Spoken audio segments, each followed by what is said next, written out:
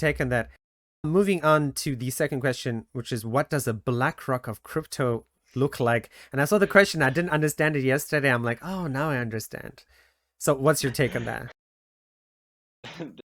This is a great question. I don't think anybody in the crypto space would appreciate a central body as large and that has as much reach and influence in markets as BlackRock does in traditional finance.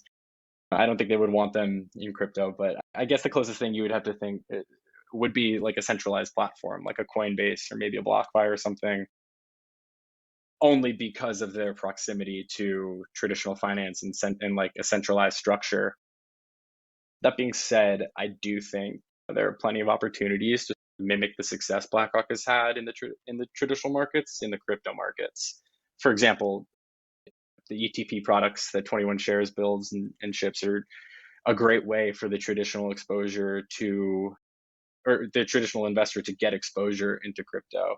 And many like hardcore DeFi degenerates probably not appreciate that. But at the end of the day, I think it's really important to put effort behind facilitating that money flow from TradFi into decentralized finance, just to raise the whole tide of the entire ecosphere.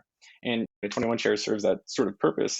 And the tokens that we're building on the Moon side are like a similar type of investment vehicle that the ETFs that something like BlackRock would put out, something that tracks an index for DeFi users.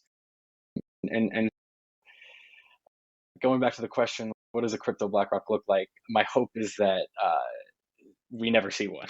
But the reality is that there are obviously companies and corporations, whether they're centralized or decentralized, will rise and grow to abnormal and outsized positions in the market, and they will serve that purpose. But I don't know quite what it would look like in the centralized ecosystem.